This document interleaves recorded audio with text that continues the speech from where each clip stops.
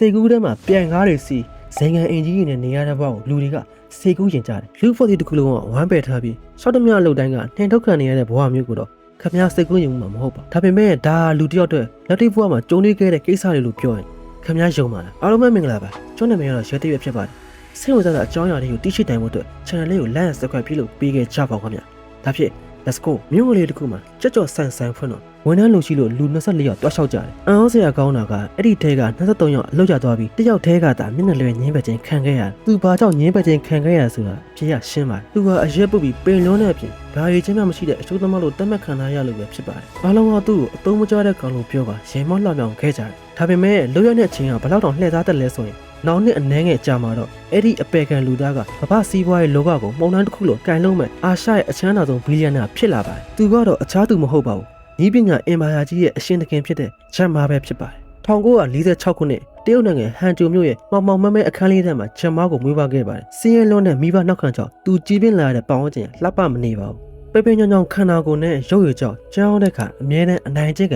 နိုင်ငံဘဝနဲ့ဘဝကိုရှင်းနှံခဲ့ရပါတယ်ဒါပေမဲ့ကံကြမ္မာရဲ့နှိမ့်ဆက်မှုကဒီတင်ရံမသွားပါဘူးသူ့ရဲ့လူငယ်ဘဝကြာရှုံးရင်တမိုင်းစာအုပ်တုပ်လိုပါပဲမူလတန်းစာအုပ်ဘက်ကို2ကြိမ်ကြတယ်အလယ်တန်းမှာ3ကြိမ်ထက်ကြတယ်တက္ကသိုလ်ဝင်ခွင့်ကို3ကြိမ်တိုင်ကြာရှုံးပြီးမှတာမန်ကောလိပ်တစ်ခုကိုကံကောင်းထောက်မောက်ဆောင်နဲ့တက်ခွင့်ရတာသူဟာသူ့ဘဝကိုပြောင်းလဲကြုံလို့ကမ္ဘာဆင်းမြင့်ဟာဗတ်တက္ကသိုလ်ကို10ရင်တိုင်စာရေးတွေပေးပြီးရှောက်ထားခဲ့မှုပါတယ်ဒါပေမဲ့ရလက်ကတော့10ရင်စလုံးအဝယ်မခံပဲတကားဝါကနေမောင်းထုတ်ခြင်းခံခဲ့ရပါတယ်ဝဲရပြီးအလုပ်ရှာတဲ့အခါမှာလည်းညင်းပယ်ခြင်းရဲ့အရာတာကိုသူတက်ကတတ်သုံးရပါတယ်အလုပ်ကံမော30ကျော်ကိုရှောက်ခတ်ပင်မဲ့နေရာတိုင်းကမင်းနဲ့မတင်တော့ဘူးဆိုတဲ့စကလုံးနဲ့သူ့ကိုကန်ထုတ်ခဲ့ကြတယ်ရဲတပ်ဖွဲ့ဝင်မှုစူးစမ်းတော်တယ်သူတယောက်တည်းအရေးချင်းမပြတ်ဘူးဆိုပြီးပယ်ခံခဲ့ရပြန်တယ်တဘွားလုံးအငင်းခံရခြင်းအနှိမ်ခံရခြင်းနဲ့ပဲရှင်တန်နေတဲ့ဝမ်းနဲ့ကြည်ခွဲစရာကောင်းလေးရဲ့ရှင်ထဲမှာဘလောက်တောင်ခံစားနေရမလဲဆိုတာစဉ်းစားကြည့်လိုက်ဒါပေမဲ့တကောင်းတဲ့ပူပြီးညင်းမနေဘူးဆိုတဲ့စကားဝန်တိုင်းပဲလင်းအောင်ထူးကသူ့ရဲ့ပုံကိုဖျားချကိုဖြစ်လာပါတယ်1995ခုနှစ်သူအသက်30ကျော်အရွယ်မှာအမေရိကန်နိုင်ငံကိုခရီးတစ်ခုတွားခွင့်ရခဲ့ပါတယ်အဲ့ဒီခရီးစဉ်မှာပဲသူ့ရဲ့ဘဝကိုတစ်စချိုးပြောင်းလဲဖြစ်မဲ့အင်တာနက်ဆိုတဲ့နည်းပညာတစ်ကြီးကိုစတင်စုံလင်ခွင့်ရခဲ့တယ်ကွန်ပျူတာကီးဘုတ်ပေါ်မှာ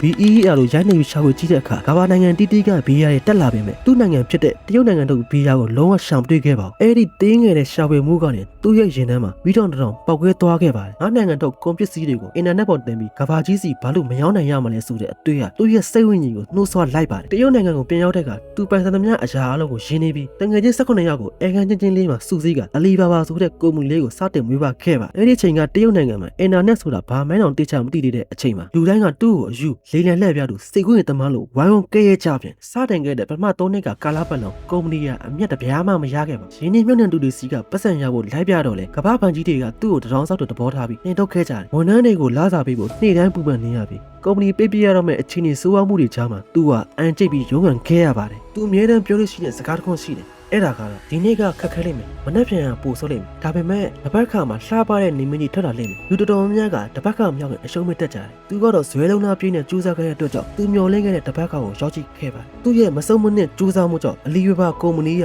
တဟုန်ထိုးအောင်မြင်လာပြီးတရုတ်နိုင်ငံရဲ့အကြီးမားဆုံး e-commerce လုပ်ငန်းကြီးဖြစ်လာပါတယ်2014ခုနှစ်ရောက်တဲ့အခါမှာတော့ American Stock ဈေးကွက်မှာစံချိန်တင်အကြီးမားဆုံး share ရောင်းချမှုဖြစ်တမိုင်းစိုက်ယူနိုင်ခဲ့ပြီးတစ်ကမ္ဘာလုံးကိုငွေကြေးအင်အားနဲ့လွှမ်းမိုးနိုင်ခဲ့ပါတယ်တစ်ချိန်က KFC မှာကြောက်ရောင်းဖို့တော့အပေကန်ခဲ့ရတဲ့ကောင်လေးနေရာတိုင်းမှာလူရမတွင်းခင်ရပဲရှုံးနေတူပါအခုချိန်မှာတော့ကမ္ဘာဩဇာရှိသောဘီလီယံနာတူဖြစ်ရက်တည်နေနိုင်ခဲ့ပါတယ်ဒါတာမန်အောင်မြင်မှုဇလန်တစ်ပုတ်မဟုတ်ပါဘူးကံကြမ္မာရဲ့နှိမ့်ဆက်မှုကိုရင်ဘတ်တင်ခဲ့မျက်ရည်တွေကိုခွန်အားဖြစ်ပြောင်းပြီးတစ်ကမ္ဘာလုံးကိုတတ်တည်ပြသွားတဲ့ဂျမ်မာရဲ့မမိတ်နိုင်စရာတမိုင်းဝင်ဇာတ်ကြောင်းပဲဖြစ်ပါတယ်ဒီဗီဒီယိုကြည့်နေတဲ့မိတ်ဆွေတွေကလည်းBE ကဘီယာလို့ရှာပြီးတကယ်ချင်းနေနဲ့စုပြီးတောက်လိုက်ပါလို့ပြောချင်ပါတယ်ဂျမ်မာကလည်းကျွန်တော်ဗီဒီယိုကြည့်ပြီးအောင်မြင်ခဲ့တာမဟုတ်ဘူးလို့မိတ်ဆွေတို့အနေနဲ့ကလည်းကိုလို့ချင်တဲ့အကြောင်းကိုအခုထိမလုပ်သေးဘူးဆိုရင်ဘယ်တော့မှအောင်မြင်မှာမဟုတ်ပါဘူးဒါပေမဲ့ကျွန်တော်ရဲ့ channel လေးကိုတော့ like and subscribe ပြုလုပ်ပေးခဲ့ကြပါဦးခင်ဗျကျွန်တော်ကတော့အိတ်တော်မယ် bye